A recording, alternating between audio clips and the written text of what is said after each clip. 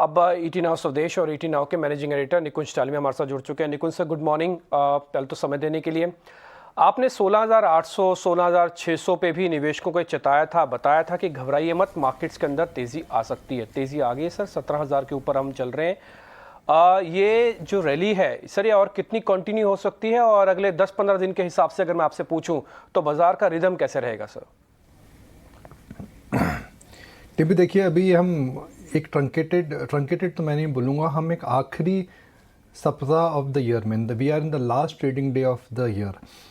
इस हफ्ते में अक्सर हम देखते हैं कि ट्रेडिंग वॉल्यूम्स लो रहती हैं, और एक प्रकार का हम देखते हैं कि एनएवी का एडजस्टमेंट या थोड़ी सी विंडो ड्रेसिंग अक्सर करी जाती है, क्योंकि आप जो साल का परफॉर्मेंस देखते हैं, अगर आप लो वॉल्यूम्स पे अगर आप उसको थोड़ा सा अगर आप एडजस्ट कर दें तो आपका एक जो ईयर का एंड का जो परफॉर्मेंस है वो काफ़ी अच्छा दिखता है। तो एक बात तो तय है, a good year is all set to become a grand year. मगर जो एक मैसेज हमें मार्केट से मिल रहा है वो इंडियन मार्केट से नहीं, वो फॉरेन मार्केट्स और ग्लोबल मार्केट से भी मिल रहा है कि भाई एक रिस्क ऑन रैली चालू हो गई है। ये रिस्क ऑन रैली उस समय हुई है जब ओमिक्रॉन वायरस इस समय स्प्रेड हो रहा है, और इस समय फाइनेंशियल मार्केट्स बोथ लोकली और ग्लोबली उनमें किसी प्रकार का पैनिक नहीं आया है। ग्लोबल शेयर बाज़ार उस समय बढ़े हैं जब सबको लग रहा था कि भाई फेड के बाद हो सकता है कि मार्केट के अंदर एक धीमापन आए, बिकॉज फेड ने सडनली अपनी कमेंट्री चेंज करी थी। तो एक अंग्रेजी में कहावत है that bull markets always climb the wall of फरी, और इस मार्केट ने फिर से वही दर्शाया है। हालांकि बैंक निफ्टी ने इस महीने डिसअपॉइंट करा है, मगर आप देखें तो दो बुनियादी फैक्टर आपके अगेंस्ट में थे। एक तो वायरस का स्प्रेड जो कि काफ़ी ज़्यादा है, और दूसरा फेड की कमेंट्री। इन दो फैक्टर्स के बावजूद अगर मार्केट ऊपर जाकर के बंद हो रहे हैं तो इसका मतलब ये है दैट इस समय little bit of year and phenomenon, एक रिस्क ऑन रैली, और मार्केट आपको मैसेज दे रहा है, जो कि हम पहले भी बात कर रहे थे जब ये वायरस डिस्कवर हुआ था, कि मार्केट्स को पता है जी एक तो वायरस स्प्रेड होगा मगर इकोनॉमी में इम्पैक्ट नहीं आएगा, फाइनेंशियल इम्पैक्ट नहीं आएगा, जिसकी वजह से इस वायरस के बावजूद हम we are in for a very good close for global markets. Morning Nikunj, आपकी इसी क्वेश्चन से जुड़ा हुआ मेरा आंसर से जुड़ा हुआ मेरा दूसरा क्वेश्चन होगा, क्योंकि आपने कहा कि रिस्क ऑन एनवायरनमेंट का माहौल दिख रहा है, क्या उसके इंडिकेशंस ये हैं कि यूएस बॉन्ड यील्ड्स नीचे जा रही हैं? यूएस डॉलर इंडेक्स तो फर्म है, लेकिन यूएस बॉन्ड यील्ड्स नीचे जा रही हैं, यानी अब यहाँ से इन्वेस्टर रिस्कियर एसेट्स में पैसे डालना चाहेंगे, they would like to park money. Priyanka, देखने को मिल रहा है। वही हम बात कर रहे थे कि रिस्क ऑन रैली अगर आप देखें और एक महीने का चार्ट अगर हमारे प्रोड्यूसर साहब फायर कर सकें, आप निफ्टी का चार्ट देखें, एसएनपी का चार्ट देखें, तो नीचे से इस मार्केट में अच्छा उछाल आया। और जैसा मैं कह रहा था कि दो बुनियादी कंसर्न्स हैं इस समय। कंसर्न नंबर 1 कि फेड को लेकर के 2022 में लिक्विडिटी का क्या हाल होगा, क्या लिक्विडिटी का जो हाल है वो बेहाल होगा, और अगर वैसा है तो मार्केट में पैनिक क्यों नहीं आ रहा है, फर्स्ट। सेकेंड, क्या अगर वायरस का स्प्रेड ज़बरदस्त है तो क्या इकोनॉमी में उसका इम्पैक्ट आएगा?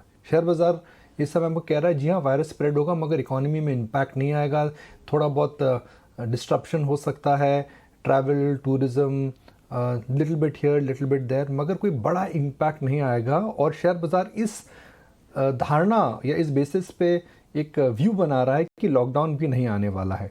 प्रधानमंत्री जी ने भी 25 दिसंबर की रात को यही मैसेज दिया है कि इसको लेकर के सचेत रहिए मगर चिंता मत करिए, बूस्टर शॉट्स भी इंडिया में रोल आउट होने वाले हैं। तो कुल मिलाकर के एफआई सेलिंग के बावजूद, फेड की कमेंट्री के बावजूद, वायरस स्प्रेड के बावजूद शेयर बाजार में हमने देखा अच्छी खासी वापसी हुई। और कल तो देखिए कितनी अच्छी वापसी थी। आरबीएल के अंदर एक काफ़ी चिंता का विषय था, मगर bank Nifty almost highest point of the day में जाकर के बंद हुआ।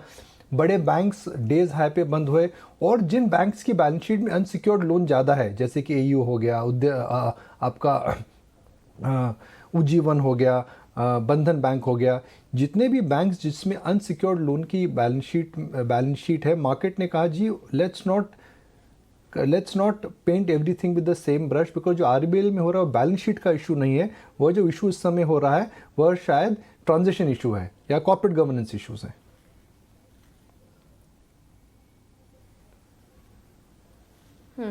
निकुंज गुड मॉर्निंग। बैंक निफ्टी से जुड़ा मेरा सवाल होगा। कल हमने देखा कि एक रिकवरी आई और जो फ्रंट लाइनर स्टॉक्स थे उन्होंने कंट्रीब्यूट किया, जैसे कि कोटक महिंद्रा थे, HDFC में हमने देखा तेज़ी थी, तो इन्होंने इस तेज़ी में कंट्रीब्यूट किया।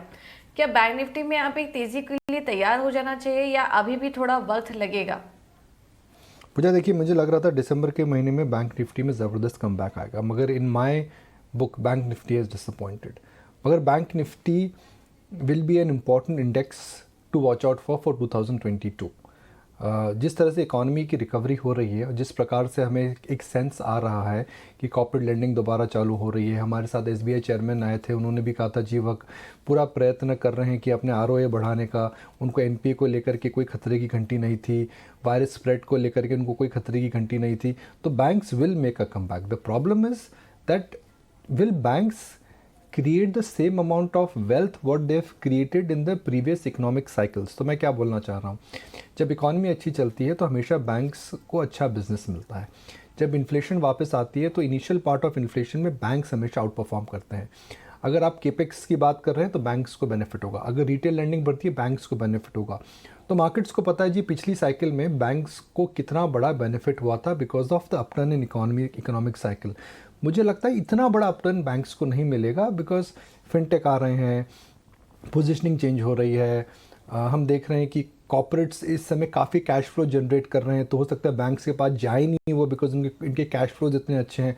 तो यह सोचना एक जो आम धारणा है कि भाई इकॉनमी वापस आ रही है बैंक्स में निवेश करिए, ये जो आम धारणा है यह इस समय चैलेंज हो रही है। तो मेरा यह मानना है that banks have a scope to come back, but will they give you massive outperformance. Massive outperformance की बात होती है जैसे आपने IT में मैसिव आउट परफॉर्मेंस देखा, कुछ दिन पहले आपने इनमें आउट परफॉर्मेंस देखा था केमिकल स्टॉक्स के अंदर। उस प्रकार की आउट परफॉर्मेंस मुझे नहीं लगता आएगी। निकुंज, एक आखिरी क्वेश्चन, RBL को लेकर कल आपने जो रणनीति बताई या फिर जो उसका एनालिसिस किया वो बिल्कुल सटीक साबित हुआ। कल RBI बिल्कुल अलग हो गया और बैंक निफ्टी और बड़े शेयर्स बिल्कुल अलग हो गए। RBL की पनिशमेंट पूरी हो गई सर? 20% की कल पनिशमेंट मिली थी, ये पूरी हो गई अभी और पनिशमेंट मिलनी है? देखिए, RBL की बैलेंस शीट को लेकर के RBI ने स्पष्टीकरण दे दिया है डिम्पी की बैलेंस शीट में इशू नहीं है। कॉर्पोरेट गवर्नेंस स्ट्रोक ट्रांजिशन को लेकर के RBI ने मुझे लगता है उनको एक प्रकार का अलर्ट दिया है और कहा है भाई आप you get your house in order. मगर क्या होता है डिम्पी, जब कोई स्टॉक के अंदर इस प्रकार का रेगुलेटरी एक्शन हम देखते हैं तो उसको संभलने में समय लगता है। और अगर हम बात करें पूरे फाइनेंशियल सेक्टर की, पूरे फाइनेंशियल सेक्टर में is it a time to buy large banks और स्मॉल बैंक्स, बिग NBFCs और स्मॉल NBFCs? मैं बोलूँगा फाइनेंशियल सेक्टर में बड़े बैंक्स और बड़ी NBFCs के साथ रहिए। तो अगर ये न्यूज़ नहीं भी आती तो क्या RBL एक आउट परफॉर्मिंग स्टॉक था? मुझे नहीं लगता है। न्यूज़ के बाद स्टॉक गिरा है, कल संभला है, मगर आपको ये देखना है कि कल जो शेयर बाज़ार में फर्स्ट 1 आवर के अंदर स्मॉल बैंक्स जैसे EU की मैंने बात करी, बंधन की मैंने बात करी, हमने बात करी जीवन की, उन स्टॉक्स को जो सेंटिमेंटल मार पड़ी थी वह भी रिकवर हो रहे हैं। तो RBL की वजह से जिन बैंक्स में बैलेंस शीट कंसर्न्स नहीं हैं, जिन बैंक्स में ट्रांजेक्शन इश्यूज़ नहीं हैं, जहाँ पे आपको पता है रेगुलेटरी एक्शन नहीं आएगा, I think one is better of buying them.